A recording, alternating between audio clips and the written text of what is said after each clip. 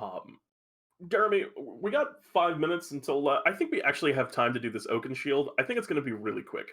Yeah, so we're going to look at this next one real briefly. This one was created. Oh, I was going to say, after you. Sorry. This one was created by user LoneGolurk on Reddit. Thank you, LoneGolurk, for just adding new awesome stuff to 5e. Absolutely. And what is this, Pete? This is a shield fighter, which I'm very into that idea conceptually. So the implementation of it, I read a little bit of this in advance, and there's some questionable things, but we'll see. Oakenshield. While some fighters use well-crafted equipment, others can quickly fashion their equipment from items lying around them. These fighters are commonly called Oakenshields. Oakenshields are renowned for their toughness and their ability to keep fighting in nearly any situation. An attack that would kill the average warrior merely angers an Oakenshield. At third level, I'll take this one because it's very quick. They have a feature called Toughness. You are tougher than most other fighters. You gain 3 additional hit points at third level, and an additional hit point for every fighter level beyond third. In addition, you may re-roll the die used for your second win feature, and must use the new roll. So this is based on, what is it? Was his name Thorin Oakenshield from the? I guess I can't say if he's from the Lord of the Rings movies, but he was featured in The Hobbit. He's in The Hobbit, yeah. I didn't actually think of this as being a Thorin thing. But I guess that totally is probably what quickly fashion their equipment from items lying around them. That's the direct reference when he gets like the log and uses it as a shield. Yeah, I didn't think of that when I was reading. I didn't make the connection to it. I actually read that and I thought, oh well, that's kind of a weird thing to put at the start of this. Well, here we are. Regardless, I think the mechanics don't necessarily feel like a reference to that. So. I like that toughness feature, actually. I actually think that's do a very too. Simple, good feature. Yep, the reroll is solid. It's a cool idea for the second wind. Shield Battle. Also at third level, you gain the ability to use a shield just as well as a weapon as you would use it as a defensive item. You gain proficiency with using a shield as a weapon, which is considered a simple melee weapon. Your shield deals 1d8 bludgeoning damage on a hit. In addition, if you make a successful melee attack and are holding a shield, you can make one additional attack at a target within 5 feet of you with your shield as a bonus action. That's insanely powerful. It's really good. It's quite good. The shield should do less damage if they want it to be that. It should be a D6 weapon. It's still really, really powerful. Yep. It'd still be very good, but it should be probably a D6 weapon. All right. I don't know if the fighter ever has attacks on their bonus action. I don't think they do, so I think it is just more damage. It seems like it wants to fit into a duel. Anyway, it's close. I like the idea of hitting with your shield as a bonus action. It's just the power level's too high. Starting at 7th level, you are renowned for your endurance and toughness. You are considered proficient in Constitution saving throws if you weren't already, and you have an advantage on saving throws made to avoid exhaustion or disease. Are fighters not? This is interesting. You're already proficient in Constitution as a fighter, just as a core fighter feature on the fighter class. They missed one there. Huh. Well, anyway, Guardian. Starting at 10th level, you're particularly adept at protecting your allies. You gain the benefits of the protection fighting style if you don't already have it, and gain the benefits of the defense fighting style if you do. In addition, the protection fighting style gains the ability to impose disadvantage on grapple and shove checks for you. I'm actually pretty cool with that whole thing. Yeah, that's a little interesting with the grapple and shove checks part. I like the idea of the protection fighting style becoming enhanced. I'd like the idea if you could use it to give an ally advantage on a saving throw or something. That's a really interesting concept of enhancing that fighting style. I agree. 15th level, you get improved toughness. You're even tougher than you were before. You gain 15 hit points and an additional hit point for a fighter level beyond 15th level. Just get the tough feat kind of baked into this. Exactly, you have twice baked into it, and you can take it a bunch of times. Tough is 2 per level, right? I don't know. I'd have to look it up. And of course, then you could take the tough feat with your. And then be even tougher. Last stand, starting at 18th level. When you fall, you can unleash one last burst of energy. When you're reduced to 0 hit points, you can immediately take one extra turn, during which none of the actions you can take heal you in any way.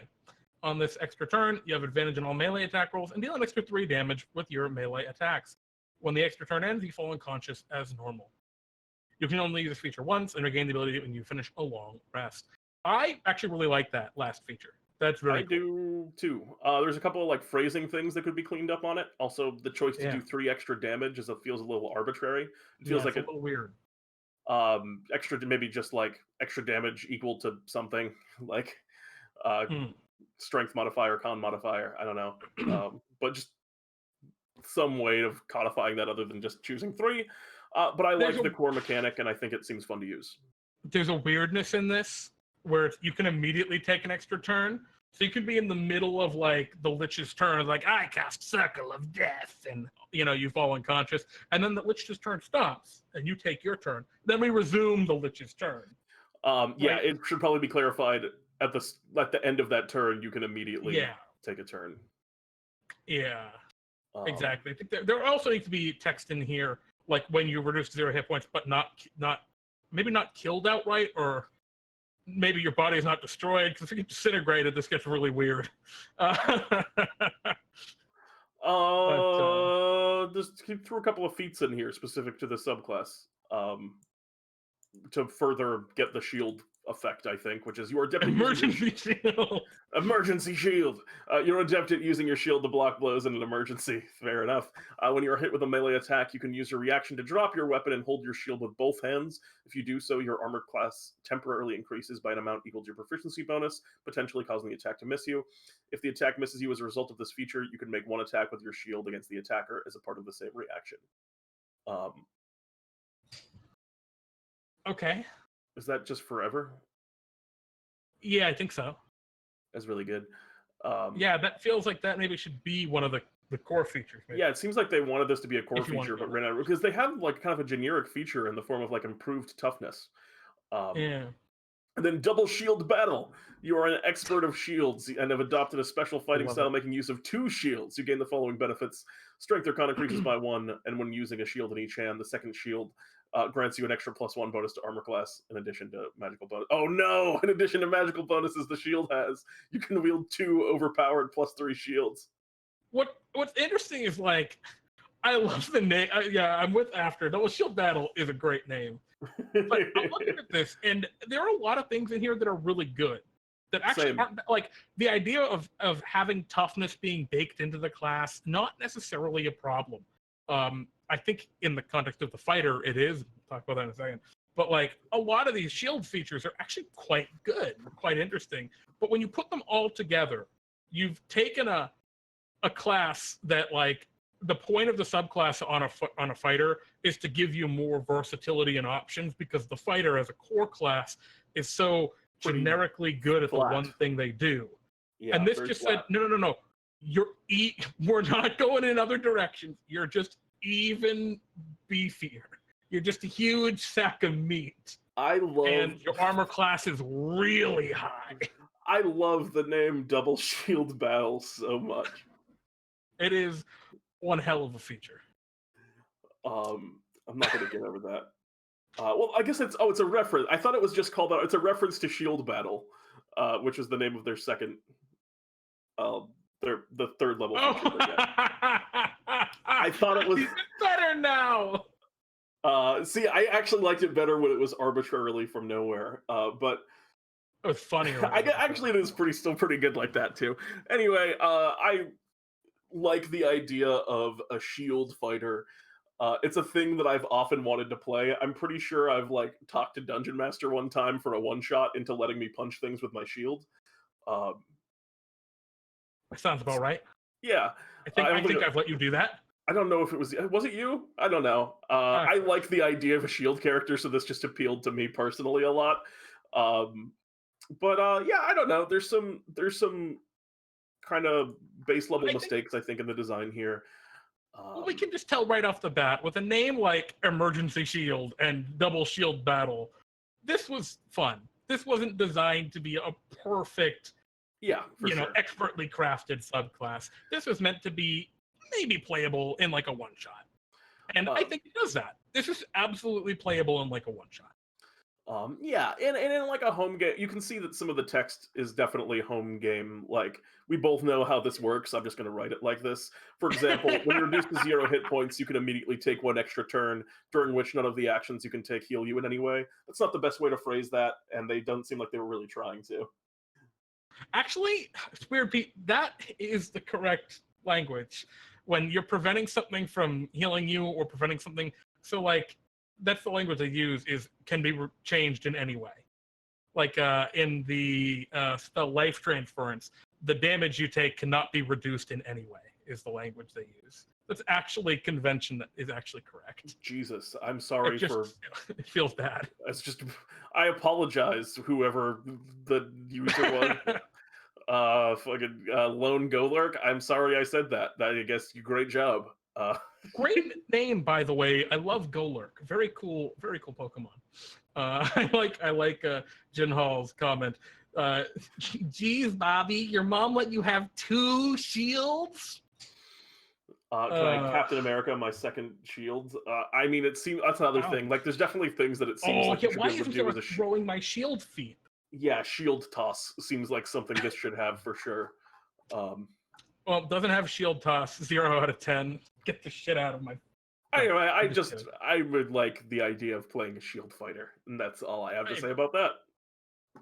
Yeah, I know you're not here, LoneGolurk, but I appreciate that you made this, and it's very cool. Yeah, it's a fun one to look at. It's very cute, quick little design there. And I think that's gonna put us at time, Jeremy. Yeah, one thing before we go, I just wanted to quickly for because I see After is now in the chat. After, we did a thing.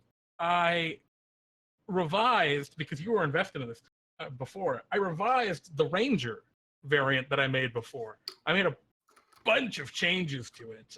This version 2, it plays radically different. I'd love to hear what you think about it if you're interested.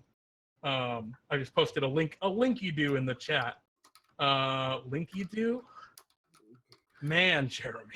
All right, that's gonna wrap us up for the night. Thank you all so much for hanging out and for joining us and for talking about homebrew and for for those of you who shared content in our Discord, we really appreciate that. If you are someone who likes to homebrew, passionate about homebrew, join our Discord server below, and you can post your own works in our workshop tab, and we'll talk about them on the show here. Or if you just want to share them and you don't want us to talk about them on our show, make sure to let us know that if you do post them in there, that you don't want us to talk about them. Yeah, and you can join our Discord by going to our website. The website dndtime.stream, and clicking on the menu and clicking on Discord, and that'll bring you to Discord. Which this probably won't, because I'm already in it. But whoa, Discord! But yeah, come join our Discord. Do that. Yeah, I think that's about it. Tune in on Friday for Pete and Jeremy's D&D time. Pair the usual. You got anything else, Jeremy? Oof, I don't think I've got anything else. Thank you guys so much for hanging out. It was awesome seeing everybody. Zoppel, Jin Hall, and oh my goodness, my brain. I thought there was a third person who was hanging out who was new. After, you're not new, but also After. It was great seeing all you guys, and thanks for stopping by. Again, we do the show every Sunday, starting at 6 p.m. Pacific, and then we have another show every Friday, also starting at 6 p.m. Pacific, but going very late into the evening where we actually run games. So check us out. It'd be great to see you guys again, and thanks for hanging out. I'm Pete.